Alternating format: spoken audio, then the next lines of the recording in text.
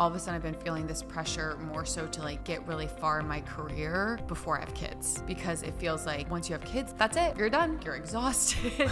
You have to give them all the things. You have to be there. You have to be awake. You have to be alive. You have to be ready to go. And I know myself, I give a lot of myself to everything I do. I'm afraid of how that's going to look when I have children and want to keep a career, because I want to be there for my kids. And I know I'm going to want to continue my career. You just have to learn how to balance it and know that you're going to have to say no a lot more than you probably want to.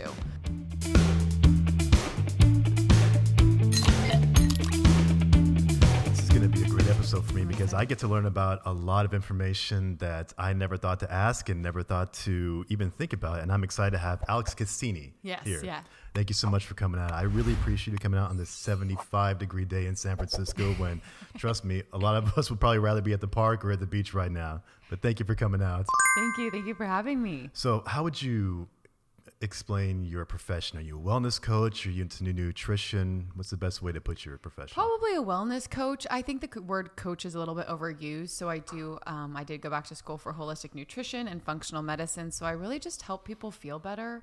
Whatever that looks like to them, I really meet my clients and people where they're at. That's awesome. And I've been following you on Instagram for a while, and I noticed that you specialize a lot in weight loss and hormones, which is something that I know is a big topic for women. So how'd you get into that specifically? So I actually developed an eating disorder in my early 20s. And that propelled me to have, some menstrual cycle issues, and I wasn't getting answers from doctors. I had really bad anxiety, really, gnarly gut issues and hormone dysregulation. And I wasn't getting any answers from doctors. And I actually was in the advertising space, but it just wasn't charming. I didn't feel excited there. And I really just loved baking and I loved eating healthy, and that became a little obsessive and turned into some disordered eating. But I quit my job, went back to school for holistic nutrition, and still didn't have the answers I needed to figure out what was going on with my gut and my hormones. And I went to countless doctors and they really weren't sure. They just wanted to put me on some different medications, and I was like, no, something's wrong here. So I went back to school for functional medicine, and I'm just so inspired to help women and other people too, because men actually have hormone imbalances and want to lose weight as well. So, but it's definitely a passion of mine, and I've created a career in it, which has been really cool. That's awesome. I've never heard that conversation from the men's point of view of we have hormone issues. We just don't talk about that. Yes. If we do, it's like, I don't know, just eat more protein, go to the gym more, you'll figure it out. It's definitely is not a conversation for all the guys. But for the women, I can understand this is probably something that's not talked about a lot. At least not with your primary care doctor. No. Does that sound right? Yes. Oh, absolutely. I actually have some hormone workshops that I do, and I get speechless, as you can see, which is rare, is when it's disheartening that we don't know about these things. And especially men also have hormone issues. Actually, infertility 50-50 is men and women. It's not just women. Men also have fertility issues as well, which I think, again, needs to be talked about. Fertility, men and women. So let's talk about diets. That's a big one going around that I was talking to some of my other guests about it.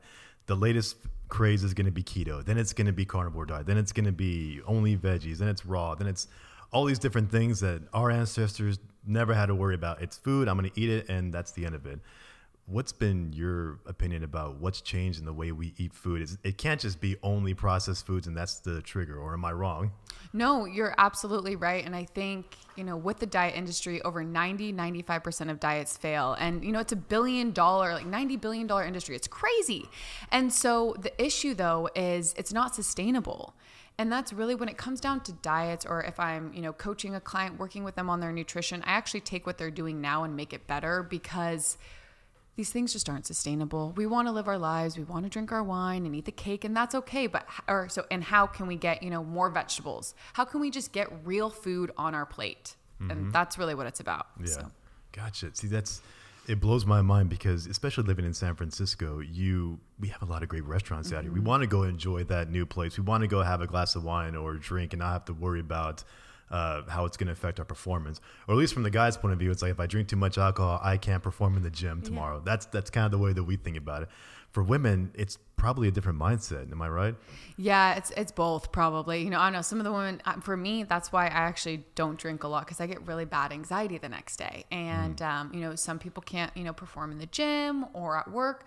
But even crazier is I think people don't even realize how much alcohol does affect their next day. It's just we don't really take the time to think about it. And so I like to always talk about that with clients as well, as like, how is this food or alcohol influencing our body? Gotcha. You made a post on Instagram, or maybe it was a story a while ago. You were a trainer at Equinox, right? Yeah. And you put this picture of yourself when you worked at Equinox, that if you just saw the picture, you'd be like, this woman is the exact kind of trainer I want to be with, I want to train with. She's if you're a woman, you might be like, she's got the body I'm looking for. What do I have to do to get that? And you put in your captions, this is the picture of me. Let me tell you what happened behind the scenes. And then you wrote your story, and I don't remember exactly what it was about, either your sleeping or what you were eating or what people didn't know. Can you explain what that was?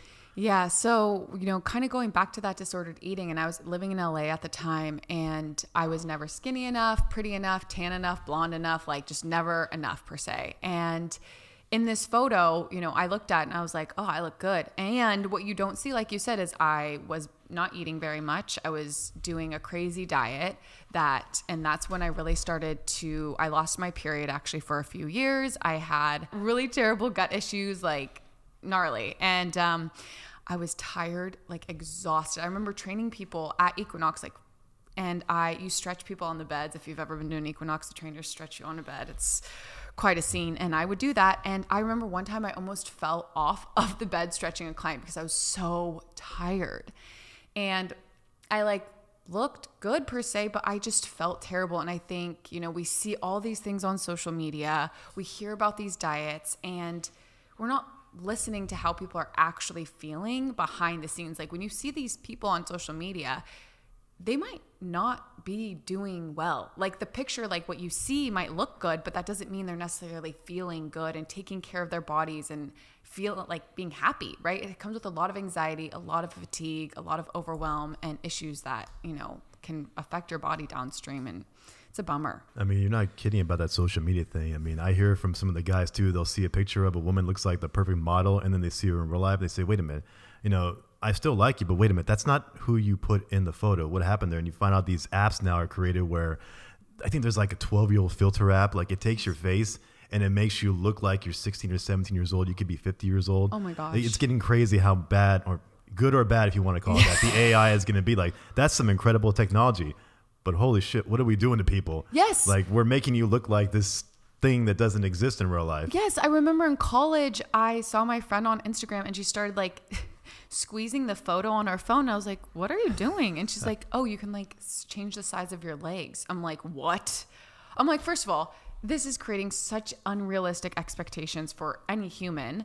And second of all, it's like really messes with your mental health, you know? And it's just, it's so sad. And it's not fair, right? Like, it's like I was starving myself and I didn't, you know, and like, you can just change it on the photo. But it was like, it's good that, you know, I think the message hopefully is starting to get out there. I'm not sure. I'm in the wellness world, so I'm, you know, sometimes it's an echo chamber, but. So where do you get your clients from specifically? Honestly, a lot of it is social media and referrals, because it is such a saturated market out there. You know, everyone's giving advice, you know, like you mentioned about the diets, right? What's the next best diet? You know, keto, paleo, Whole30. And, you know, a lot of my clients are just referrals because they do see changes in their bodies and they are like, oh, this is actually something different than I've ever done. And it is sustainable. So it's not like, oh, I lost 20 pounds and then I gain it back in a year and then some. It's like, oh, I lost this weight. It feels sustainable. I always make sure to ask my clients that every session, like, what you've changed this last week, is it sustainable? Because it's really key for the long-term wellness. Wow. Now, this is going to be a can of worms here, but I figured I would just ask it now so we have a lot of time to talk about it. A big issue it's been controversial for a long time has been the birth control pill. Oh, yeah. And how it's changed a lot of the hormones and the way that women are thinking. And I'm just going to throw it out there and let you kind of run with it and kind of give me your opinion on what this is doing, good or bad, for the world. Yeah. So it's funny you ask that because this just came up in my hormone workshop yesterday. So the birth control pill depletes stomach acid, magnesium, zinc, and B6. And I want to say iron. I should have looked it up. I wanted to yesterday, but I didn't, but I'm pretty sure iron as well. And so, yes, just like a lot of pharmaceuticals can save a lot of lives, you know, it's preventing pregnancies, especially maybe unwanted pregnancies. And so that can be really helpful. The problem is if we are actually taught about our body, it's not like we can get pregnant every second of every day as women. We have to be ovulating. And the issue is we're also not taught what the birth control pill does. And so when it depletes something like stomach acid, which this is a very underrated topic, is stomach acid. Have you even heard of stomach acid? I mean, I know of it. I don't know how it relates to the birth control pill. Oh, this is crazy. So stomach acid, you need strong stomach acid to digest and absorb all nutrients. Also, I could talk about this stuff forever. So just cut me off if I can. Just keep going. So you need strong stomach acid to digest and absorb nutrients, to regulate your gut bacteria, to produce digestive enzymes, to poop better. And so, you know, we're likely to take, as a little bit of a tangent, we're likely to take, you know, digestive enzymes or probiotics. Ideally, our stomach acid is strong enough that you don't need to take those things. Our stomach acid is so strong that if it was poured onto our hand, it would burn a hole through our hand. So it's very, very strong. And if we don't have it, again, we're not going to feel well overall because we're not digesting, absorbing nutrients, and we need nutrients to thrive. And that's why I always like really zone in on vegetables with my clients. So with that said, it depletes stomach acid. So therefore you're not getting your nutrients as much. You're not able to digest and absorb things. So this can cause anxiety. This can cause fatigue, headaches, you know, loss of actual like period in your hormones. And a pill is also not a real period. It's a fake bleed. And also when you don't have magnesium or zinc, these things are going to influence your thyroid. This is going to create symptoms like PCOS, you know, Hashimoto's, anything like maybe some adrenal issues, which again for energy, as well as with your thyroid, you need a good thyroid health for metabolism, body temperature regulation, etc. So if we are not getting these nutrients, we will not feel good. We will, again, things like PCOS, endometriosis, fibroids, all the fun hormonal issues. What really hit me when you said all that, obviously I can't relate to any of those conditions. However, as you named them, Hashimoto's, PCOS, and there was a couple more you had, like, I know a woman who has that independently. Yes. It's crazy how that happens. And does it matter I guess there's many manufacturers of that pill, right? Does it matter? Is it like, you know, those, what do you call it? Those artificial sweeteners, they're all different. Is it the same thing with the birth control pill? That's a good question. I'm not 100% sure, to be honest. However, I would assume to some degree, yes. That's crazy. It's crazy. It's very sad. So, and then you mentioned about the prebiotics that we're taking, or a lot of people are taking now. Take your prebiotics, your probiotics, your collagen, your protein, and all this other stuff there. And is it almost like saying if you weren't on that birth control pill, you probably wouldn't even need half of that stuff because you're trying to add in what the pill is taking away from you? Does that make sense? Yeah, possibly. And that's why a lot of people will open their medicine cabinet and maybe have a ton of supplements in there. And ideally, we wouldn't need those either, perhaps, if we weren't on the pill, or even if we were just kind of taking better care of ourselves. There is an issue right now with the food supply that I believe it's called topsoil erosion. And so this topsoil erosion, it's going to, because we are picking the plants so quickly, it's not allowing the sun to give the soil nutrients and the soil to give the plants nutrients for then us to get the nutrients. So food, you know, in the 80s were way more nutrient dense than they are now. So sometimes we may need supplements to support that. But overall, like something like birth control, we're already at a deficit just because of the food. And then when we take other medications, it continues to just, this is not the scientific term, but plummet the nutrients in our body. No, I mean, I believe it. I was talking to my last guest, Melissa Boyd, about this. And my dad died in 2010. He was like 65 years old, had a stroke. But we took a picture with him. It was like Christmas, and he died like a week later. And I compared it to a photo he took 10 years ago before he had all the conditions that he had, like blood pressure, back pain, a whole bunch of stuff. It's like, wow, that 10 years, look at the difference in his face. Look at the difference in what the medicine did to him. When we had to clear all the medicine, I was like, what is all this stuff? And we go back and find out that his doctor was just giving, I'm not blaming the doctor for this. It's just kind of what they knew at the time. It's like, you have this symptom. There's a pill for it. Take that. Oh, you have that symptom. Take this pill for it. And just one after the other, after the other. And so every day he's taking like, a handful of pills. Like, well, doctor said take it, so I'm taking it. And nobody knew how all those pills, when you combine them, what are they doing to you? We think they're just solving the symptom, but now they're creating more problems, potentially. Exactly. And that's exactly what's going on. It's called The Disease Delusion by Dr. Jeffrey Bland. I want to say this book was written in the probably early 2000s. He's brilliant. And it literally gives that example of, oh, you have high blood pressure, here's a medication. Oh, now you have depression. Okay, here's a medication for that. And I think there's actually new majors coming out to study the interaction of pharmaceuticals. But again, we just don't know. And I don't blame the doctors either, because again, this can save a lot of lives. And the issue though is we're not getting to the root of why we're feeling depressed, or why we're having high cholesterol, or anxiety, or pregnancy prevention. Like, how can we support other things so we're not giving a pill for an ill, I think they say is like the little saying. So with all that being said, how do you explain this to your clients who are like, yeah, that's all well and good, but I want control my body, and that means I need to take this pill. So what am I supposed to do? How do you even coach to that, or do you coach to that? Yeah, so I usually I always do a health history intake before I start working with them, and I also do a complimentary discovery call for anybody that wants to work with me, because I used to think I could help everyone, which this is hard to admit, but I can't, for multiple reasons. Yeah, so, I know.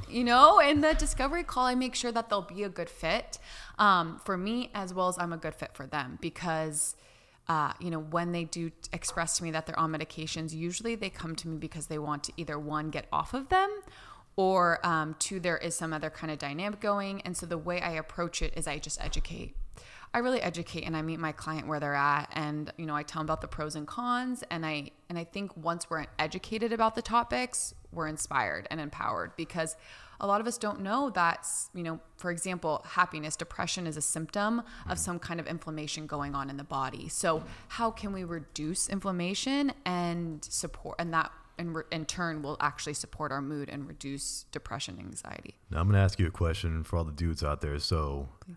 What's your advice to the boyfriends and the husbands and the uncles and the fathers who are like, my wife, my sister, my girlfriend, whatever, they're doing this and I have no clue what this means? Like they're being crazy? As guys, we tend to just want to solve the problem. Oh, you're feeling fatigued. Well, take some caffeine. That should solve the problem, right? And because this is just how we think. Yes. And we don't mean any ill will. It's just, okay, you're fatigued. Take some caffeine. You aren't comfortable with your body. Are you going to the gym more? And we don't mean that in a negative way. This is just kind of how we would talk to each other. Yes. So do you have advice to kind of help us process what this means and what could be some of the bigger root issues here that we don't understand? Totally. That's a great question. Honestly, I would say, is there something I memorize this slogan? Is there something I can do to help? Because either she'll be like, no, or like, yeah, or even asking, one, is there something I can do to help? Or what do you need right now? And she might just need someone to listen. She, like you said, men tend to want to fix it, which this is just in your DNA genes. Like it's totally fine. Right. So, but again, meeting her where she's at and saying, again, how can I support you? What do you need? And I think that could be really helpful with that. Because there's just, I think with hormones, there's a lot going on, and to just, to the women and to the men, it's not always your fault. Like your hormones. So what hormones are, just so we all know, they're actually communication molecules in our body. So when you're feeling off, like there may be something off with your hormones. So doing things to reduce that inflammation, like I talked about, and reduce stress and bring more joy into your life can actually help balance your hormones a lot. And so for the men out there, definitely just asking how you can support or what she needs at that moment could honestly open up a can of worms that will be helpful in the long run. Not a bad can of worms, a sounds good like, one. Sounds like a good advice to give. So walk me through how when a client comes to you and says, okay, we had the discovery call, you're a good fit for me, I want to work with you. What does that process look like now? Are you giving them a diet saying, eat this much calories, eat this food, and this is going to do this? Because I see a lot of your Instagram profiles. It's here's some options to have. You can have this like peanut butter with this as an option, gives you this, and cucumbers with that gives you that. walk me through how you explain to clients how you can help them. Yeah. So what I do is when we're good to go for the discovery call, I send them, a health history questionnaire so they can tell me more about what's going on in their unique body and life, because I want to be able to put myself in their shoes, because everyone's lifestyle is so different. They might be a mom or a father, or, somebody who's has all the high cholesterol or cancers or PCOS or whatever it is. And so what I do is really take a deep dive into their health history, and I can help with lab work as well. I know how to read lab work. And we start working together, and I actually take what they're doing now and I make it a little bit better. So what that looks like is I use an app, and they can send me pictures, or they upload pictures of their food and their mood. So I tell them, do not change anything. I said, I want you to just do what you normally do for a week, and I want to see what it looks like. I said, this is not, because food is not good or bad. It is literally information for our body. So I just want to see how you're feeling. And then after that first week, I go, okay, what did you notice? And they, may dive into, I notice, I get really tired around 2 or 3, or I'm starving after my breakfast, or I have really bad gas late at night. And so we dive into that together of, okay, what do you think's causing that? And so again, then I start to teach them and educate them about what macronutrients do for the body, micronutrients, etc. And once they find out, how they feel when they eat these things, that's when they honestly start to change a lot on their own. I'm really a guide, honestly, because once you start to see what you're doing, we just never take the time. I tell them, right? And so I'll have a client, ask me in the discovery call, like, do you give meal plans? Do you give diets? And I said, nope, I don't. I used to, but they're not sustainable. I go look up a meal plan or a diet. Like, there's millions for free online. And so what we do again is I take what you're doing now, we make it better, and we make sure it's sustainable, because if it's not sustainable, I'm just going to be another diet to you. And I don't want that. I don't want you to need me forever. Well, that's going to be a big key there, because I can't tell you how many times I've tried like the meal prep service. Like, okay, yes. I'm short on time. I need my nutrients, my macros of one. Let's try this one. Okay, it's good for about 2 weeks, and then like, I'm getting tired of that flavor of food. Okay, let's try the next one. Yeah, it's good for another month. Yes. Now I'm tired of it, and I don't have enough room in the refrigerator. And then I go back to just saying, I'm just going to grill some chicken, or I'll steam some veggies and just call it a day. I am not perfect with my diet either. I will add in all the carbs and all the good stuff that, a lot of us guys like, and just because I enjoy it. At my age, it's like I could care less if I have 12% body fat or 16% body fat. As long as I feel good, I got the energy to go out there. And it's funny, one of the benefits of living in the city is that I just walk everywhere, and all these hills back and forth here. It's like you get a good recovery workout just walking up and down the hills. And today it's like 75 degrees. So nice outside. Guess what I'm going to be doing when we're all done with this? Exactly. Just go out and enjoy the fresh air. But it's just something that I can see. People mean well. They want to give you, okay, you just follow these 10 steps, you're going to be good. But getting people to sustain that in their lifestyle, depending on where they're at, it can be a tough challenge. And then if it doesn't work, you're the one that they blame. Like, you said I was going to get that body. You said this was going to fix my life, and it didn't work. And you're like, it's not that I didn't tell you it wouldn't work, but are you sticking to it? Do you feel like you can continue this diet or this health program? Because it's not easy. And then do you see yourself doing this 10 years from now? Yes. It's like you probably can barely see yourself doing this a month from now, let alone, the rest of your life. There was one thing that came out. Have you heard of HCG? Oh, it was like 5 years ago. It was this, like, it was all the rage around here. I heard everybody talking about this like, I forgot. It's this liquid that you put in your food, and you eat that with some sort of autoimmune paleo diet, which is beyond crazy. And then you just lose all this body weight. And there was a lot of people who were doing it. I'm like, do you think you're going to eat that way the rest of your life? You might get to one goal, and then guess what? Here come the cheeseburgers. Here comes the tacos. That's going to come right back. It's just, that's not sustainable. And there's this new one, the Ozempic thing. I was going to say, so that's what it was reminding me of. I'm like, what is going on? I'm like, what, are you going to take this for the rest of your life? Like, you can't do What are that. your thoughts on Ozempic? Oh, gosh. Actually, so, you mind passing me that water? Yeah, of course. See, I'm getting parched now. Oh, my gosh. Yeah, I know. Oh. Just put it right there in the middle. Perfect. Yeah, so it is, again, you're making me speechless about these things. Honestly, it's just like another diet. And the biggest mistake I see my clients making is not changing their relationship with food. So it's really not about the food. And you mentioned, do you recommend a diet or do you give them a meal plan? Well, there's actually there's two main things I do with clients is we dive into the hand method, which is on my Instagram, and I didn't make it up. It's precision nutrition guidelines. And I found a lot of value in it because you can take it with you anytime, anywhere. You don't have to count calories. Like you said, you get exhausted counting macros and calories. And if you're, a mother, or if you're a father and you have a million, or if you're just a busy person living in San Francisco, like you have so many things to do. So me telling you now to weigh your food and count your macros and all these things, it's overwhelming and it's not going to be consistent or sustainable. And so I love the hand method. However, it will turn into a diet if we don't transform our mindset. So that's really the second component I do with clients, is because it's not about the food. Just like with this, weight loss, I think it's a shot, right? Yes, you have to give yourself a shot. And just the fact that, it's not that I hate needles, but I'm like, I would never want to be at a diet where I have to give myself an injection. And because you hear those stories, if you miss the wrong thing, then this is going to happen.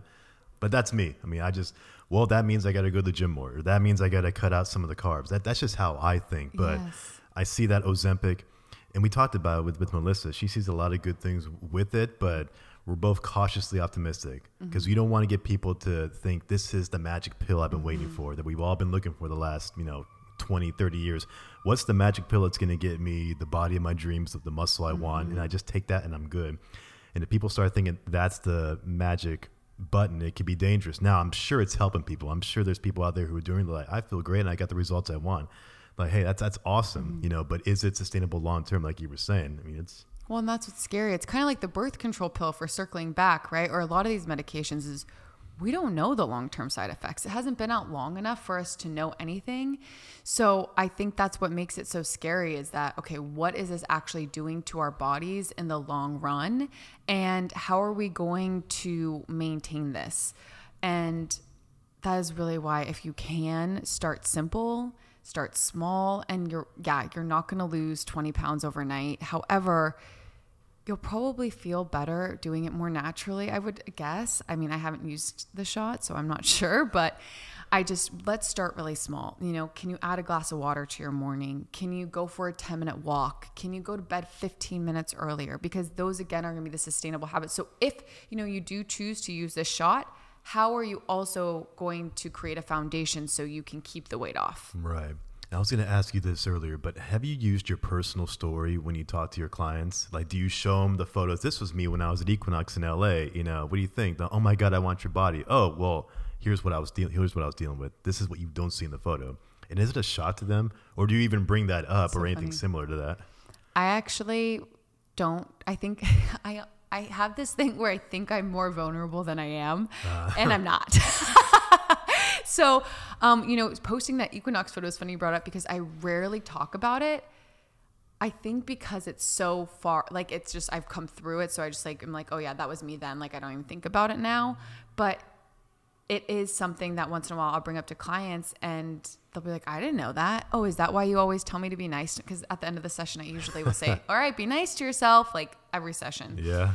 And people, or one of my clients in particular, was like, is that why you always say that? Because you've gone through these things. And I'm like, yeah. And I was really mean. I was mean to myself. And I was just so sad and lonely and scared. So I think, there is so much power in sharing your story. And I think I'm still learning how to do it in a simplified version, if that makes sense. Because I could go into the details, but like, to keep it simple, right, is how can I do that is what I'm working on. Just the overall theme, it's really important. Like, I asked a couple of people that, hey, I'm talking to Alex today, and this is what she specializes in. Anything you like me to bring up? I would just kind of get a feel for what the audience wants.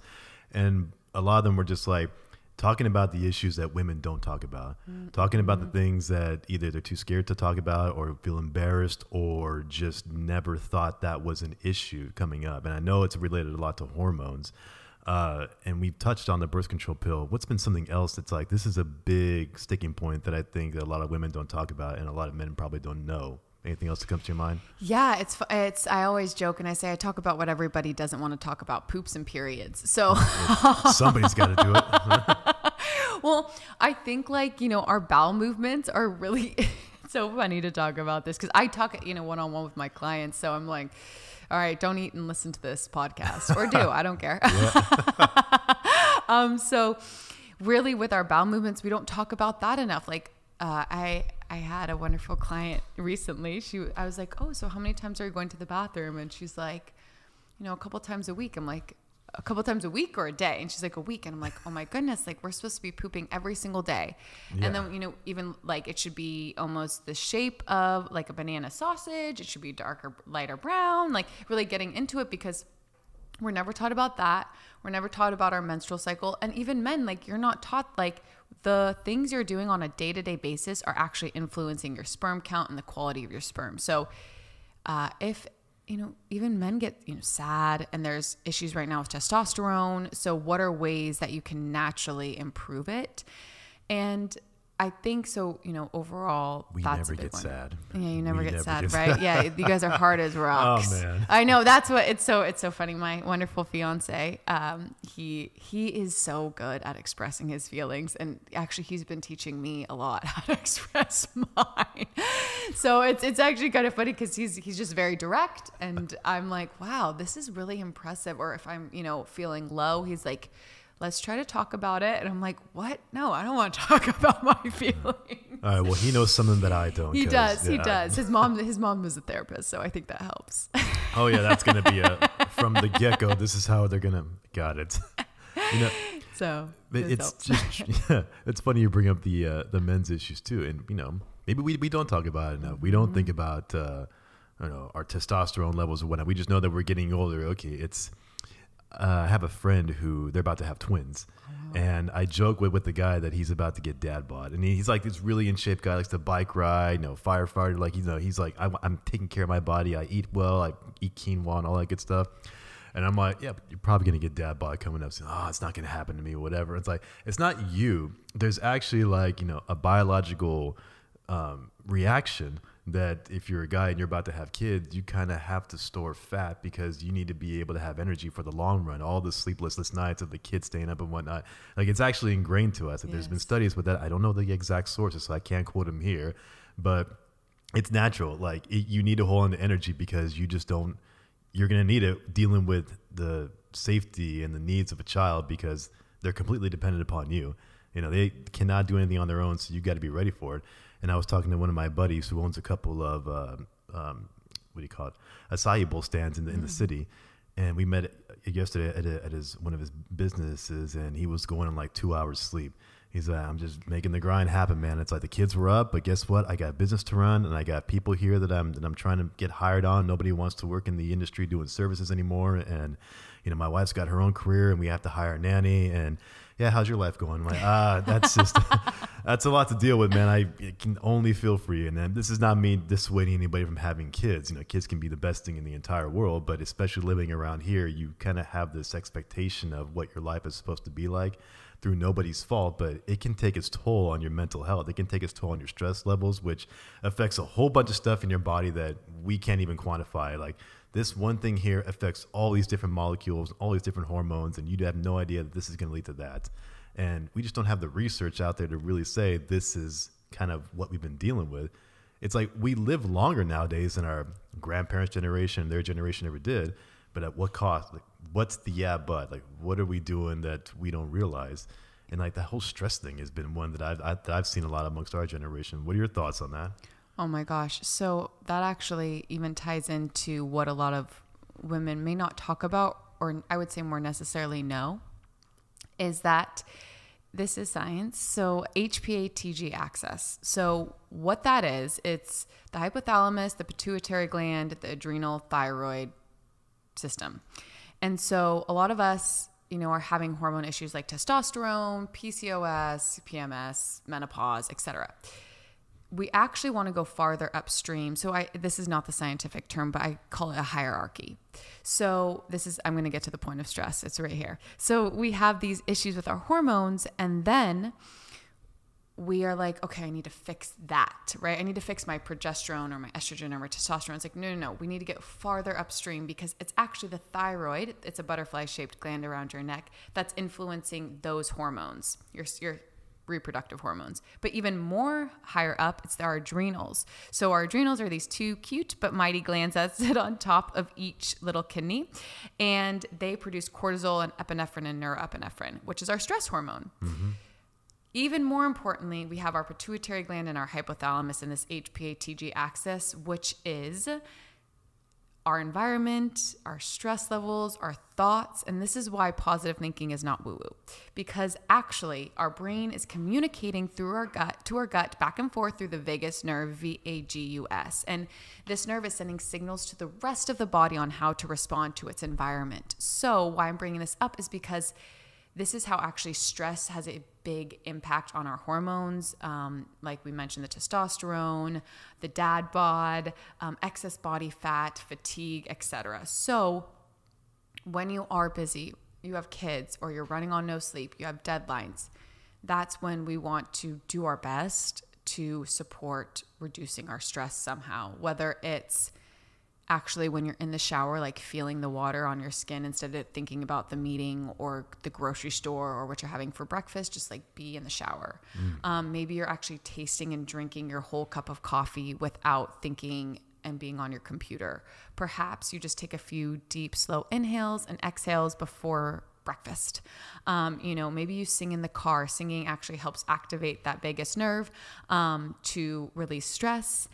Doing something that you enjoy daily, even if it's only for a few seconds, to just bring down and calm down that nervous system, because we have two different nervous system modes, the parasympathetic and the sympathetic. And so we must be in that relaxed nervous system, the parasympathetic nervous system mode, to heal and to restore and regenerate. And all of life isn't in our control, right? So we just have to focus on what is in our control and let go of the rest. Jeez, what's been the biggest pushback you think from some of your clients? I forget if I asked you that, but I would think that it's like, yeah, I'm all in, but this is holding me back. Or time, probably. Really? Yeah, I don't have time. Not time to eat? No time to... I don't have time. I have to work. I have to take care of the kids. I have to do, like, there's just a million things, which... I love Mel Robbins. She's really fantastic. She's a public speaker and just a wonderful woman. Not only, like, she does a ton of different things, and she has a podcast and everything also. And she talks about how with fear or excuses is really just fear. And I thought that was really powerful, because we can have lots of different excuses, and it's really important, to understand where they're coming from, right? And that's what I work with closely with my clients. Like, okay, you don't have enough time. Well, talk to me. What does your morning look like? What does your evening rituals look like? What do your lunch breaks look like? And we really start to get into the nitty gritty of a day-to-day world, because I hear that, I hear you don't have time and you want to be healthy. How are we going to make this work? And that's a lot of what the sessions are about, is this behavior coaching and really getting into their why and what they want and need and how to maneuver their day around, so you can take a few seconds in the shower to really just breathe and relax. It's funny that you bring that up, because as our health has gotten better, at the same time, it's taken on a whole nother set of problems that we were talking about here for women, specifically with the hormone issues and all these things. It's kind of coincide at the same time, not just with the birth control pill, but as women have the option, and it's been a great thing for them to take on careers, be CEOs of company, doctors, lawyers, things that your mother or your grandmother never had the option to. It was just, well, you're supposed to get married, have kids. That's all you do. And now there's so many options out there for women to do anything that they want to do. And with that, I see a lot of pressure. Like, do you, like, even like you personally, do you feel the pressure that I'm supposed to be this level at my job? I'm supposed to make this much money. Oh, I'm supposed to be married. I'm supposed to have kids. I'm supposed to do all these things lined up. Like, do you feel that kind of pressure? Do you have a lot of clients that feel that same type of pressure? Yeah, I feel the pressure to, I love my job. I love what I do. I love helping people. And I've noticed recently, because I'm getting married soon, and we do eventually want to have children, that, all of a sudden I've been feeling this pressure more so to, like, get really far in my career before I have kids. Because it feels like, to be very transparent, is that once you have kids, like we've mentioned a couple of times, is like, that's it. You're done. Like, you're exhausted. You have to give them all the things. You have to be there. You have to be awake. You have to be alive. You have to be ready to go. And, I know myself, and I try to be, I give a lot of myself to everything I do. And so I'm afraid of how that's going to look when I have children and want to keep a career, because I want to be there for my kids. And I know I'm going to want to continue my career. How you just have to learn how to balance it and know that you're going to have to say no a lot more than you probably want to. And I have one of my good friends, she's pregnant, and we go through these things and we connect, right? And so we follow these people on Instagram, which again, who knows if they're actually telling the truth, but they are inspirational, and they talk about, how they have a career and they're a mom, and, there's hard days, there's good days, there's rough days. And overall, like, it's really about being adaptable and flexible, and again, meeting yourself where you're at and controlling what you can. And being able to communicate that with your partners too. And this is one thing that, and I'll just tell you, like, from our point of view, like the way that our fathers and grandfathers did it was, okay, if my wife's going to have the kids, that's beyond the most difficult full-time job that probably ever has been in our history as humans. So if she's doing that, then it's my job to go out there and break my back and work 70 hours a week, make all the money so I can provide the resources for my family. And now we're in a time frame where neither one of us have to do that specifically or take on all the role, but it's kind of still ingrained in the guy. It's like, but that's my job. I'm supposed to be the one getting sleepless nights because I'm working so much, because I need to bring home the bacon, if you will. So trying to have that communication where it's like, okay, I understand that you still want to have a career, but who's going to watch little Jimmy and little Joey? And if we need more money, I'll just get a second job, or I'll just go work longer. And then there's a lot of couples in our generation, like the 30s and 40s, that are kind of having that back and forth, and nobody wants to insult each other. It's like, well, like me personally, like if I had kids and I don't, it's like, no, I would love my wife to be able to take care of the kids, especially in the first year or two when they really need their mother more. And I'll just work 70, 80, 90 hours a week, whatever it takes to bring home what I need for the family. And it gets controversial because people get triggered like that. Like, oh, so you're saying that your wife's only supposed to do this, and that's what it's not what I'm saying here. That's just I'm saying for the benefit of the family. I have a part to play in this whole thing too. I need to go out there and, work my rear end off, because that's what it takes to support the kids. It's not about me anymore. It's not about her. It's about those kids at that point. What are your thoughts on that?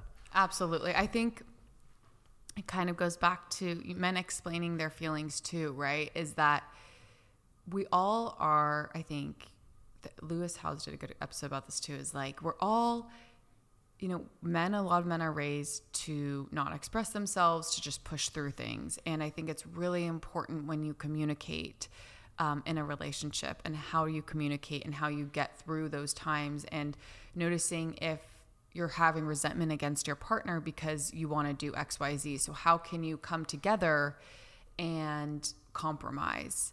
And so I think that, again, you just have to really be honest with your partner and set the expectations and set the stage. And, it's a weird world we're living in. And I don't think any of us really know what we're doing, and we're doing the best we can, Yeah. It's like everything's changing really rapidly. And like you said, like for so long, men, were supposed to bring home the money, take care of the family in that way. And women were supposed to be, doing all the day-to-day things. And it's changing. Like you said, women are now having more careers, and like you said, CFOs, CEOs. And this is actually taking a really big hit on our stress levels, on our hormones. So I think we're all learning how to balance it and manage it. And the most important thing you can do is listen to your symptoms. So if you're tired, if you're anxious, if you're depressed, if you are cranky, what's happening there? Are you taking on too much, right? Boundaries are a big hot topic right now. How can you set better boundaries? How can you say no? How can you communicate with your partner your needs? Well, even you, for example, do you feel the pressure from maybe other women in your industry or careers saying, you don't give up, you don't compromise on what you're supposed to do? And then as you get to the age where you're ready to have kids, it's like, when I was 22, I was all with that. And now that I'm 32 or whatever, and I want to have kids, it's like, oh, I see the other side of the coin. It's not as black and white as maybe I thought it was when I was in my 20s. Do you kind of get that? Yes. Oh, absolutely. And so I think that it's with my, my partner, he and I have had these open conversations, and it's really hard because I want to work and he makes more of the money. That's just what our career paths we've chosen. And I love my job and I don't want to give it up. And I understand that I want to have a family And I want to provide in that way as well, of like emptying the dishwasher, even though I hate emptying the dishwasher, but but like doing those things, that understanding, he's providing the best way he can. I'm providing the best way I can. Maybe I could take back, a few hours, but again, I'm okay with that. And I understand that it's going to ebb and flow, and maybe my career takes a little bit more of a pause and slows down. And hopefully I've worked hard enough, or, built a strong enough foundation that I can kind of glide for a couple years as the kids grow older, and then I can hop back into it if I want to. But, my partner's really supportive, and he's like, whatever you want, we can figure it out. And so, but I know it's me. It's like me. Yeah. I'm like, I know, but I think I'm going to want to do both so much. Like how is my mental health going to be? But again, we just have to take it a day by day. Exactly. And then all that stress you were saying that you're putting on yourself, it's like, what is it doing to the chemicals inside my body that I have no clue even exist? Yes. There's only so much we know about the human body. And it's like, how is this changing everything? Totally. Oh my gosh. Yeah. It's wild. Our body is very smart, and it's talking to us all the time. We just need to listen. Yeah. And people forget, like, our species, Homo sapiens, have been here about 300,000 years. Yes. And it's only been in the last 60 or so years, like when the birth control pill came out and all these opportunities came up for women that they never had. This is less than a blink of an eye in human history. So we have to understand that our brains are not going to get this resolved anytime. Like, we're going to be dust in the ground way before that ever happens. It takes a long time of evolution before it's like, oh, this is the new norm. This is what our world is dealing with. And right now we're in this weird period where we're just sort of stuck. Like, the brain's telling us, this is what I've been doing for 300,000 years.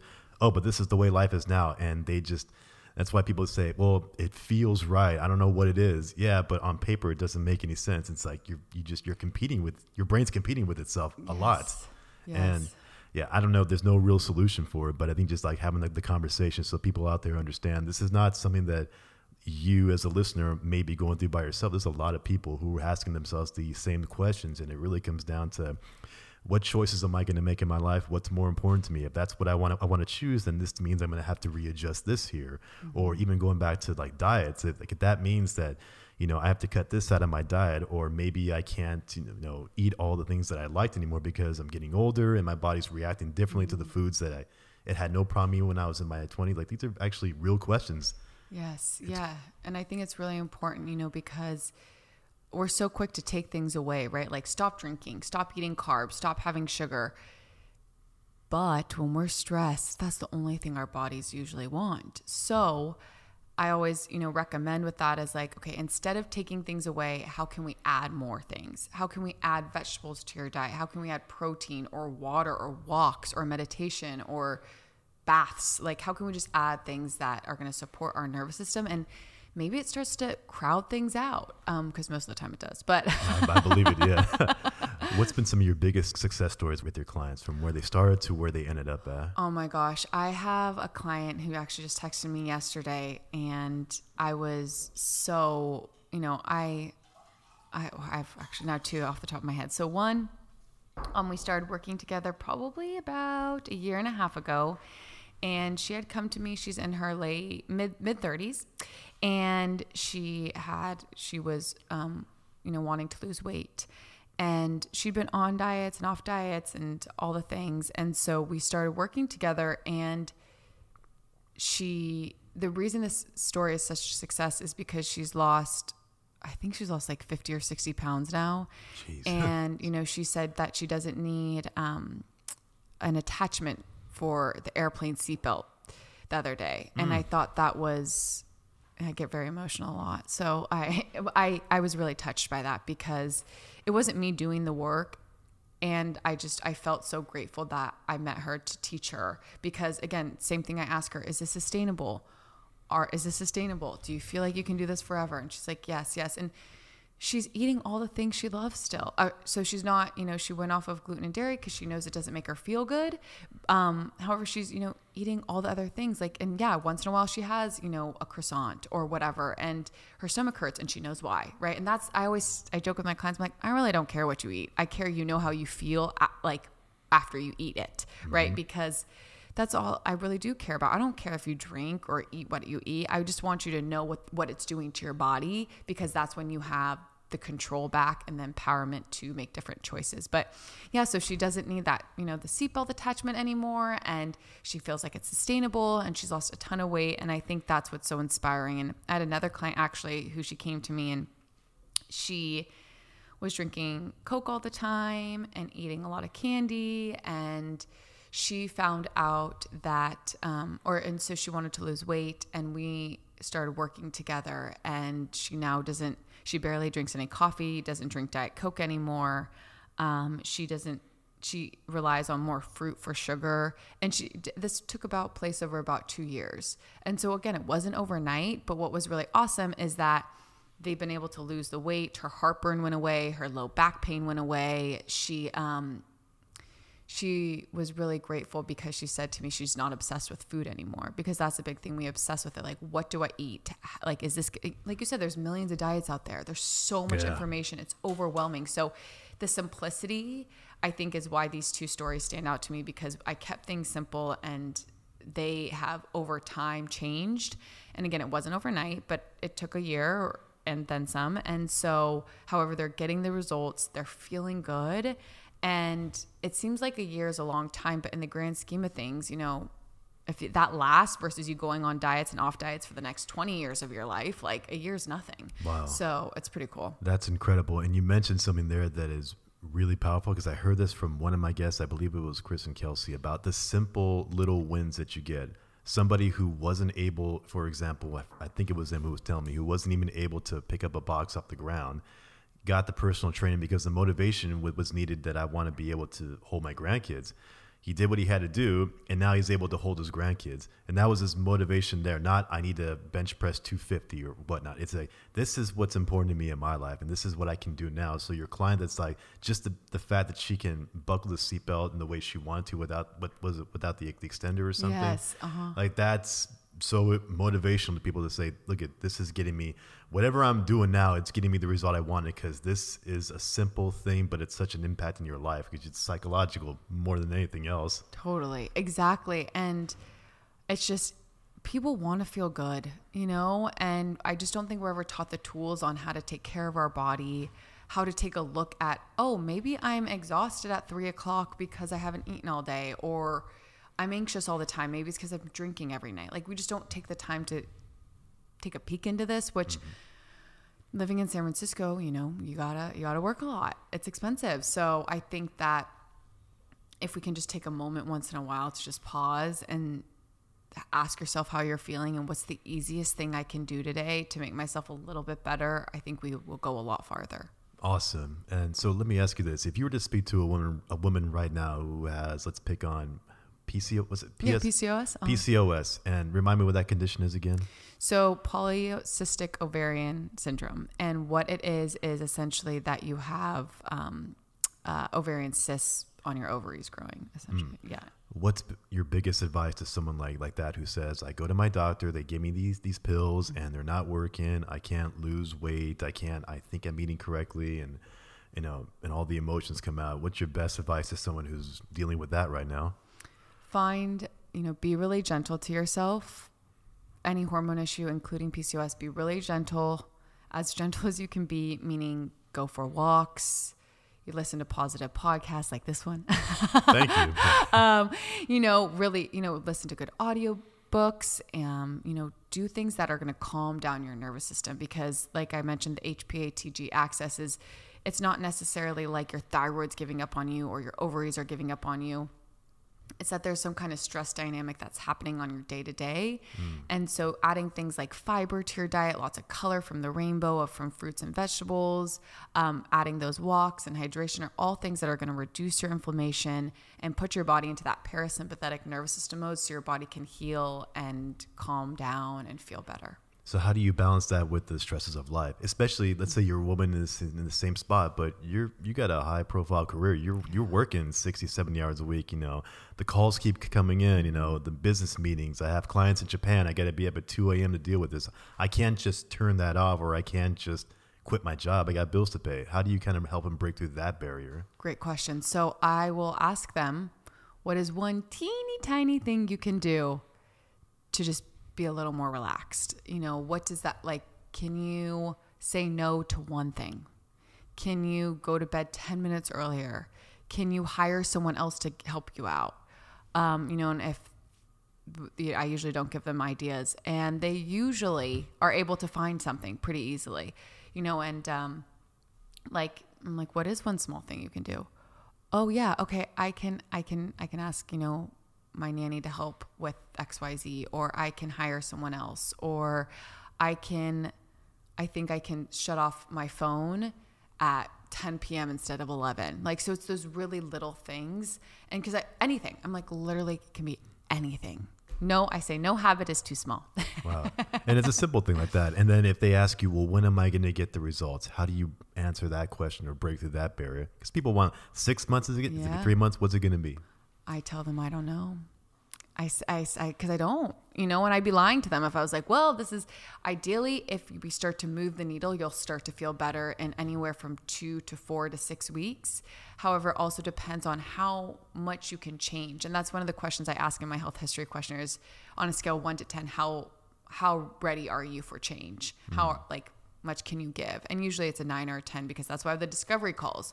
Because there are people who, I'm very clear in the expectations, and the call too is, I'm not a magician.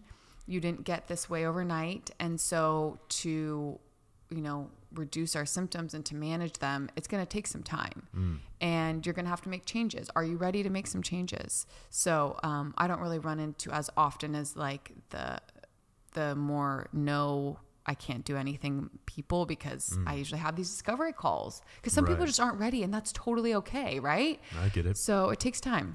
If you were to make a generalization of your clientele, it's mostly women, correct? What's the age group? Is it a similar demographic? They're usually in big cities. They have kids, don't have kids. If you can kind of give a general sense, how would you put that? I would say they're probably, what are you going to say? I'm curious to see if you're going to see a lot of people from the baby boomers in that group, or any people from Gen X who we think that if they grew up in a different lifestyle, are they dealing with the same issues? Yes. Great question. It's honestly, I would say it's probably between the ages of 35 and 50. Right. Now that I think about it. Yeah. Because I do have a few younger clients. Like my youngest client's 14, and my oldest client, I want to say, is 72. I think she is. So I do have 14. Yeah. She's already dealing with, or she just wants assistance on. So diet. I was helping her parents reached out to me and wanted to get some help with her nutrition, and making sure that she's eating well and moving her body, and so it's been really awesome actually to work with her, because I get to teach her how to eat to be faster, or to have her hair grow longer, or whatever sparks her interest. Gotcha. But she loves it. She loves it. It's so cute. So, okay. So mostly between 35 and 50. Yeah. And within that demographic, are you seeing similar lifestyle issues? Yeah. Stress, trauma. A lot of time, I think, I don't know if this is correct, but I feel like most of my clients, it happened at a certain time. So if you are out there and you're like, I want you to think about when this started. When was the last time you felt really well? What were you doing? What did your life look like? And then what happened within the next year that all of a sudden you're like, I don't feel so hot? Because usually that was the trigger that started to spiral into the rest of these events. That when you're not feeling well. So, because we don't just wake up with diabetes or PCOS or whatever it is. There are things that have been happening, and it's to no fault. This is not a fault situation. It's just, we just didn't know. I've had ovarian cysts. I've had, like I told you, I didn't have a period. I had an eating disorder, and it's I just didn't have the tools. I didn't know. Right. And so working and finding tools to manage my anxiety and to eat well, have really been supportive of me feeling overall just a lot better, and being able to keep it sustainable as well. So you specifically, how have you overcome all the issues that you just named to me there, where people might ask, okay, well, how would you understand me if you haven't gone through that? You're like, no, actually, I have gone through A, B, C, and D. Here's where I'm at. Either I've, gotten over the hill, or I'm still climbing. How do you answer that question? So, I mean, that's exactly why I tell them it's not going to be an overnight change too, because it started with, I worked with my disordered eating. I got through that. And then the next step was okay, well, I still don't have a cycle. So how am I going to fix the cycle? Or I think I fixed my gut health first. Then my menstrual cycle, I was able to get regular. And then I started having ovarian cysts, and I didn't know that's what it was, but I had to go to the emergency room one day because I was like vomiting. And I don't like to go to the doctor. So I found out I've been having I thought it was constipation every other month because I was getting around the same time of my cycle. So I thought it was constipation, but it was actually ovarian cysts, and the cyst would burst. And, I had to take measures for that as well, whether it depends on, I've done different supplements to support it. But however, it was really, I know the hot word is stress. I was moving too quickly. I move really quickly. And I'm practicing slowing down every single day. And I know when I don't, because my body will tell me to slow down, whether I smack my hand on the fridge or, I do have, I'll have like, maybe I have some cramping or, something will happen that I'm like, oh, I'm moving too fast again. So I really, it's not overnight change. It's just not. Jeez. I mean, thank you for talking about that, because these are the type of conversations that a lot of women don't have with each other, because maybe you feel like who gets me, or I'm the abnormal one, whatever. And I guarantee you, the guys don't have that conversation, because we're very simple. This is the problem. Fix it. Done. We're done. Yes.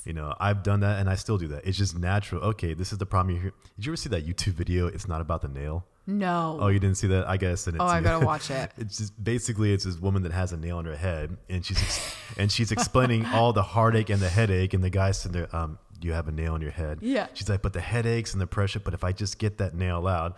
And then she said, you're not listening to me. And it's like, okay, that must be very traumatic for you. She said, yeah. And then they go to get closer, and the nail butts heads like, okay, if I just, oh my gosh, it's amazing. I have to see that. It's a viral video. I got to send it to you. But it speaks to like, that's the problem. If you just, I can fix it for you. Here's the solution. Because I don't know what to do with this, because you're driving me nuts or whatever. Oh, absolutely. Absolutely. So I get that. And as I get older into my 40s, it's like, okay, it clicks a little bit different for me, but it takes, from the guy's point of view, it takes a lot of years of experience. Could not tell you that that's what women are going through. If I was in my 20s, I had no clue. Really, no disrespect. I didn't care, because it's like, it doesn't affect me. Why would I worry about that? You get older, it starts to like, oh yeah, I probably should pay attention now. I never thought I would have to, but yeah, it's a big deal. Yes. And it's something that have you ever talked to your mom or your grandmother about some of the things that you go through? And what's been their response? Like, I never had no time, but, or, you know what? I had the same thing, but we didn't know what it was in the 1960s. Yeah. I've talked to my grandma passed away, but my mom, I've talked to her about it. And I think it's kind of like the nail, honestly, the nail in the head. It's not about the nail, right? And I talk to my clients about this too. I'm like, it's not about the food or the job or whatever. It's about what it symbolizes, right?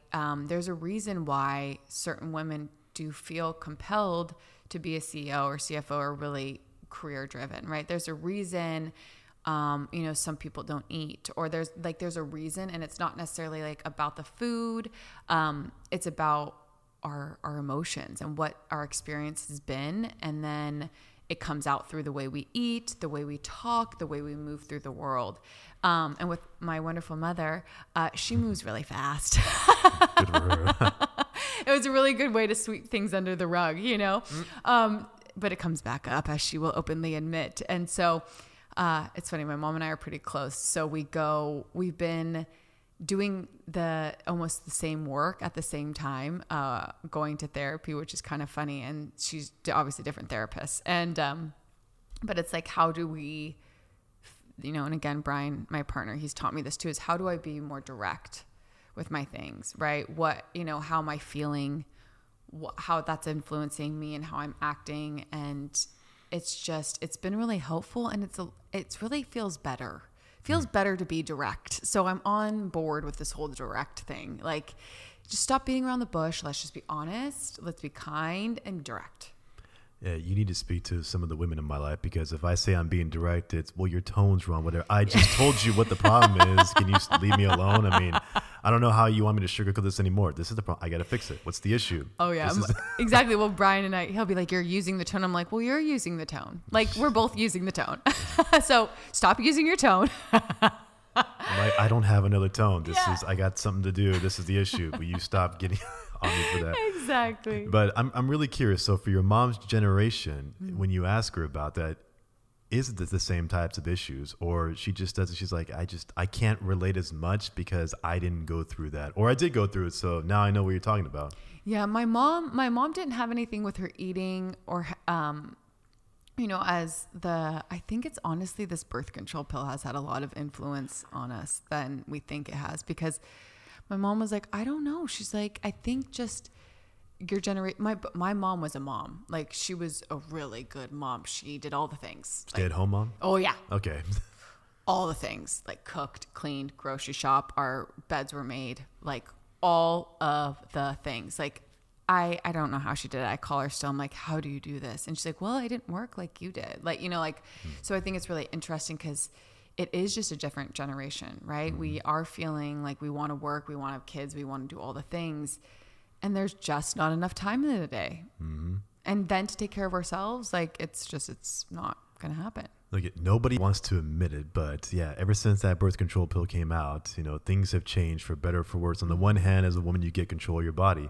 On the other hand, these are the things that either we're sweeping under the rug or we're just overlooking and saying, it's not, we just deal with it. Then when you compare it to previous generations that didn't have that technology, it's like they didn't have necessarily the same things that you're dealing with. And being a mom of, like, how many siblings do you have? 3. 3 siblings. To be a mom of 4 kids. Oh, sorry. I'm one of 3. You're one of 3. Okay. Yeah. Being a mother to 3 kids, I can only imagine how the sleepless nights were and the stress, and you guys are all crying and she's trying to figure the whole thing out and your dad's doing his part. But that's the most difficult job in human history, is just to be a mother, parent, Yes. but a mother specifically. And then now that we're in the age that we are, we sort of not diminished it, but say, yeah, but you can deal with it. And guess what? You can add a career on top of that. It shouldn't be a problem, right? And then these things start coming up and nobody wants to, maybe it is that thing. I'm not a doctor. I'm not a specialist. I just, look at the optics and say, I think I would believe it. But if I put that out there, even though I'm putting it out there right now, there's going to be somebody that's going to get triggered and say, how dare you say that? How dare you say that's the reason why? Because you're like, it's not what I'm saying, people. Yes. I'm just observing because I'm not the expert. Exactly. And, I don't know either, right? Like, I'm just doing, and that's why I always go back to the education component. I'm like, this is what could be happening, right? Because that, again, we're not taught any of these things. We're not taught how our hormones are when we ovulate, when we, have a bleed, or like, or how to sleep. Like, sleep is so underrated too. Oh yeah. And it's like, I said this to somebody the other day. I'm like, I'm not surprised people don't feel good. Like, people aren't sleeping, people aren't eating well, they're not drinking their water. Like, if you do not have those things, you are not going to feel good. I have a pop quiz for you. Go ahead. All right. What are the 4 things that every human needs to function optimally? Optimally, water, food, sex, and shelter.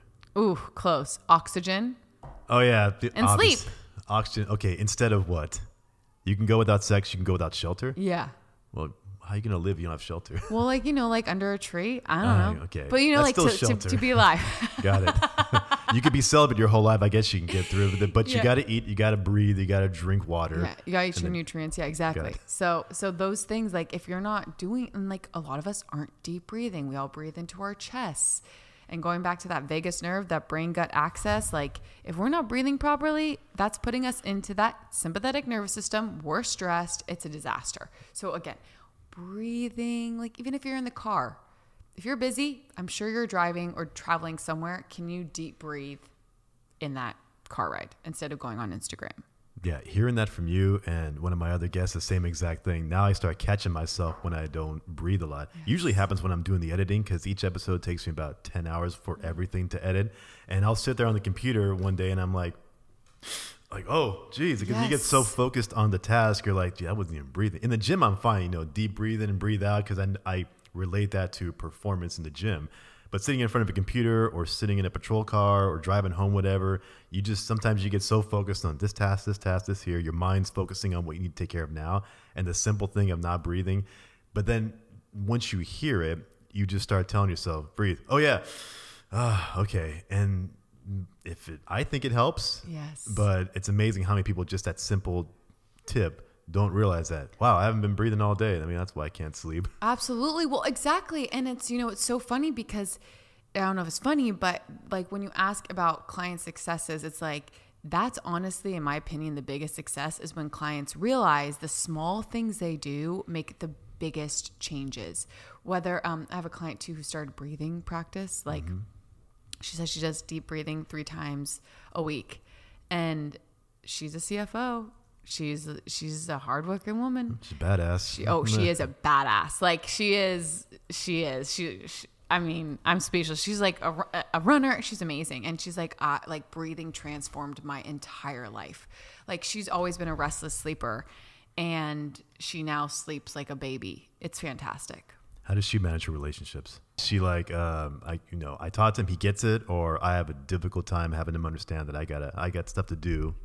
Yes, they're both, her kids are older. So I think that helps. They're grown. There we go. So that helps a lot. And her husband is also, they're very similar. So that's what's like, they're best friends. I think that's what's so important in relationships, is finding your best friend. Someone you can be yourself around, and just that teammate, right? Because you're only as strong as your weakest link, right? And so if your husband or your partner or whoever it may be is struggling, like, how can you support them, and vice versa? Like, you want a partner that does the same thing, right? It's not like you're carrying all the weight. So they're very supportive of each other. They're a really great match. They're pretty cute. I love them. I think, and that's awesome that you say that. I personally think that if you're going to be in any kind of relationship, it doesn't matter what your goals are, you have to be on the same page. Yes. I see a lot of people who get into some, whatever, business or personal relationship, and it's, I want this, I assume they want that. Or we both wanted this, and now they changed their mind. And then what do? Do we just deal with it? Are we committed because of the business? Usually with partners, it's like we're going the same direction. One person starts to veer over here, and it's now the business is suffering. What do you do? Yes. And the same thing with relationships. And the biggest one has been children. 2 people get together, and one person may say, yeah, we're going to have kids. And the other one's like, maybe not. Gets deeper, then it becomes, we're still having kids. Actually, I kind of want to do this thing now. And then that's split there. And then if you try to mend it without the other person's buy-in, that's what is a big factor, I think, to all the divorces, the miscommunications. Yes. Unfortunately, from my side of it in law enforcement, I see a lot of domestic violence that way, because I started out with, we were going here. One person never was on the same page, maybe never said anything. And then it just, as the years went on and that split got bigger and bigger, it's now you're trying to fix something, but you were never on the same page to begin with. But yeah, it's just, whatever you guys choose, if you both want kids or you don't want kids, or you want to go in business or business in San Francisco or international, whatever it is, just be on the same page. Yes.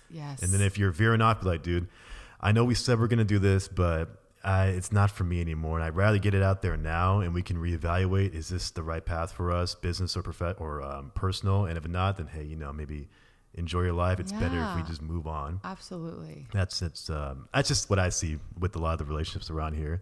One thing I want to ask you is, I'm imagining a client who's listening to this, or a prospective client. It's like, Alex, this is all well and good. The information you're saying, it's great, but I kind of want to see tangible proof. I don't want to get off birth control if you're a woman. I don't want to give up my career. I don't want to sacrifice the diet I have. I like to enjoy my wine every night, or whatever it is.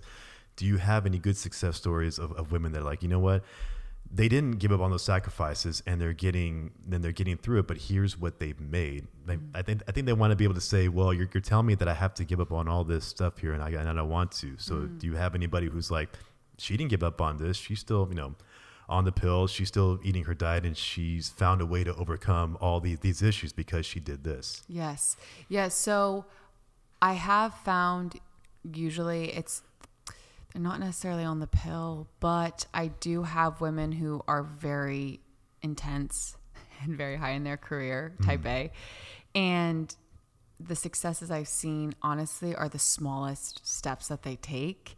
And because usually when you're a type A, you want to do all the things. And if you can't do any of them, you don't do any of it all in a way. It's like all or nothing mentality. And so what they start to do is really transform their mindset of like, okay, I know I can add a glass of water before I get out of bed. Okay, I know that, because she feels better, right? She all of a sudden now she poops every morning. I know that when I turn off my social media by 9 o'clock, I feel better, right? So it's like really, again, adding those simple, small changes that I have seen change. And by the time we're done working together, they're very clear on how far they can go, right? They know, like, I'll set that expectation too. Like, you can get to 70% of what you want, I would guess. Maybe you could get to more, but with what I've seen in the past, you can probably get to about 70%. And then let's see how you feel. Because usually they change even more. You know, once you start to feel good, it's like this momentum, you like can't get enough of it. And they still drink their wine. I still have clients that drink their wine and eat the sweets and, you know, stay up late once in a while and work really, really, really hard. And that's what's so great. Like the client I mentioned, you know, with the seatbelt, it's like she still drinks, like she still eats food. She still goes out to the fun San Francisco restaurants. She works, she is another badass in her career. Same thing with my, you know, the one I mentioned with the breathing. Like we worked together 4 years before she started changing her nutrition, and she saw results. And then she started to really change her nutrition, add more protein and do the breathing and sleeping better. And now she's coming off all of her hormone replacement therapies and things like that as well because she's older. Really? So, yeah. Wow, that's good for her. Yeah. And it wasn't overnight, right? Like she wasn't ready yet. And she's like, you told me so many times. And she's like, I just wasn't listening. And I was like, that's okay. Here we are now. Right. And like, that's it. We don't need to tell ourselves these stories if I wish or I should or blah, blah, blah. It's like, nope, this is just information. That's it. Do you have a specific story of a woman who is still on the pill that's, you know, dealing with what she's coming to you for and is finding a way to make it happen? I'm just looking for like that one client that's my listen is like, I'm not coming off the pill, so give me somebody that doesn't want to sacrifice that's getting through this. I would ask her if she could switch birth control methods. That's usually what I do. Is I ask if she can switch birth control methods, whether, you know, it's like they all have their pros and cons, but whether she can switch to an IUD or switch to the NuvaRing or, you know, the family planning method, which is basically going off birth control. But essentially, like, can she switch to a different form? Just because usually, though, people can feel better. They honestly start to feel a lot better when they start drinking water and eating better and moving. Like, they don't have to go off the pill. Like, people do not have to go off the pill if they do not want to go off the pill. As long as, again, they know. And I always say, let's start small. Let's start that low-hanging fruit, right? Can you sleep better? Can we, again, add more fiber, add more protein, add hydration, and see how your body feels? If you start to feel better, great. And usually they do. Like it's usually not just the birth control pill making them feel bad. Does that make sense? No, it makes sense. Well, to me, I get it. I mean, I can't relate obviously, but okay, it makes sense that it could be more than one thing. Yeah, it's usually more than one thing. Gotcha. So that's why I will work with people that might be on the pill or whatever, because there's usually so many other things that you can work on first, and then you start to just see how are you going to feel. Like maybe because there are people on the pill who I don't know if they feel any side effects. So again, it's really about finding out, like, okay, because a lot of time people come to me, I feel great, or my diet's perfect. And we look at it, I'm like, and then all of a sudden they're like, oh my gosh, I didn't realize this. And it's like, oh, all right, good. Like, well, there's always room for growth, always. Exactly. There's always room to grow. And we learn that as we get older that, I don't know everything. Yes. Especially with all the technology and information out there. Like, I really don't know everything. And me personally, that's why I love to sit down and have conversations with people who know more about something that I never do, that I don't. And I would have never asked these questions of anybody because it doesn't relate to me. They're great. They're great. I'm trying to create a platform here where people understand that they do have control over so many different aspects of their life, fitness, finances, and mental health. And the fact that we're sitting here talking about both mental health and fitness in a way, it really relates to say, this may not apply to you specifically who's listening, but there might be a listener out there that's taking a piece and says, this specifically, I relate to, it's getting to me. This part doesn't, but this part does. And just the fact that they can get something out of it is really what I'm trying to do. I can't solve people's problems for them, and I'm not trying to, but to have information out there so people can kind of pick and help them solve their own problems is really what this whole platform is about. I love it. And I mean, that's really, if somebody can take anything away from it, is to really start small. No matter where you're at, what medications you're on, you're not doing anything wrong. You're not doing anything wrong. Like, I think we all feel bad all the time, and just add some water. Just add some water. That's all you got to do. Just Simple. Start there. Add water and get your breathing in check. Yes. If you just do those two things and get some movement somehow. It's amazing how much people, when they stop to think, like, how many steps do you take? Even though I think that's overblown, but just the idea of, hey, how active are you? And you realize, I've been sitting on this computer for 12 hours after I got out of bed. I haven't left my place, and I've been doing this for 6 days in a row. Like, yeah, you know, got to get outside and get sunlight. We were talking earlier about the human thing about you need sunlight. You got to get out there. Even if it's a cloudy day, you still get those all that fresh air. There. Oh, it's so important. Well, I don't know about fresh air in this Yeah. part, but I get it. You're getting outside air. You're getting just in being in nature, which is what we're designed to be. We're designed to be outside and getting all those nutrients and just getting our body moving. And when we sit inside in front of a computer all day, it's like maybe we're making money, maybe we're accomplishing a task, and maybe we're not, you know, don't have to worry about commuting, but there's some other part that we're not giving our body, and that might be it. Just simply getting out of the house and getting some exercise. And if you live in San Francisco with all of our hills, just go up and down them a couple of times. You'll definitely feel it. Oh yeah. So where can people find you at, Alex? This has been a great episode, by the way. I understand. Do you work with Lux? Not Lux. Lux Fit. Lux Fit, I work at Lux Fit. I work there. I train some clients there actually, and then they can also just find me. I'm mostly virtual. I work with people one-on-one. I do some workshops. They can find me on Instagram at Alex Casini Wellness, as well as on my website, alexcasini.com. And I always, like I said, offer complimentary discovery calls to see if we are a good fit. And, you know, wherever I'm pretty easy to get a hold of. Well, I'll put the link in the description for everybody if you're listening on Apple, Spotify, or if you're watching this on YouTube. I'll make sure that everybody knows, okay, this is the easiest way to get a hold of you. And so when you work at Lux, are you doing personal training as well, or are you just specifically focused on the nutrition and what we talked about earlier? I do still do a little bit of personal training at Lux Fit, but I mostly now, I probably do about 25% training and about 75% is like hormones, gut health, nutrition. Gotcha. Outside of it. Remind me about Lux Fit. That their big thing is that it's outdoor. Yes, outdoor. It's outdoor. They have 2 locations right now. And they do group fitness, personal training. They are a training facility, and it's awesome. Like it's really I love being outside, and, you know, like we said, some fresh air. So it's a great way to get some fresh air, to move your body, and everyone is so awesome. It's a very great community feel. You know, sometimes it can be intimidating walking into a gym, but that's what I love about Lux Fit is it's open to any age, size, stage, anything, anywhere you're at. And there's personal trainers, there's coaches, and there's, you know, mobility things, which is also underrated, right? Stretching, really good for the body. And so they are just, it's really a pleasure to be there because it really is such a beautiful community. That's awesome. And if people had a question about the types of plans do you offer, how come are you speaking about how you work your programs? So what I do differently? Right. Like what makes you, like what sets you apart? And if someone says, I want to work with Alex, this is what I can expect. It's a 6-month commitment. It's week by week. It's how do you do that? Yes. Yeah. So I work with clients. Again, simple is key. So I have an 8-week program, and then and we meet weekly. And then after the 8 weeks, they can choose if they want to continue and if they want to continue, do they want to continue every week or every other week? And so I find that accountability in those first 8 weeks, doing it weekly is really key because it starts to build that habit. Because, you know, I'm like, what'd you do this last weekend? We don't even remember. So it's like really important to, you know, meet that week by week basis. And with the program, there's some bones, there's a structure to it.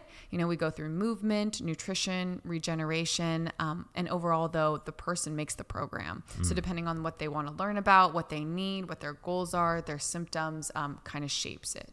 Wow. That's excellent stuff, Alex. Thank you so much for coming out here. Thank you Looks so like much I'm going to for get you out having here. me. Thank you again. I really appreciate it. And thank you to everybody for watching on YouTube. If you like the video, please make sure you click the like button, subscribe to the channel, and share it with your friends and families, the people you think would get some knowledge out of this episode. And if you're listening to this on Apple, Spotify, or any of the other audio platforms, leave me a comment and also share the episode. That's what helps the channel grow. And I do have a Patreon page. The link is in the description below if you'd like to support the channel to help me continue building it so I can continue to provide a great environment for people. So thank you to Madans. Thank you, Alex, for coming out. Thank you so much, Michael. It's been a pleasure. I appreciate that. Everybody have a good day. Bye, everybody.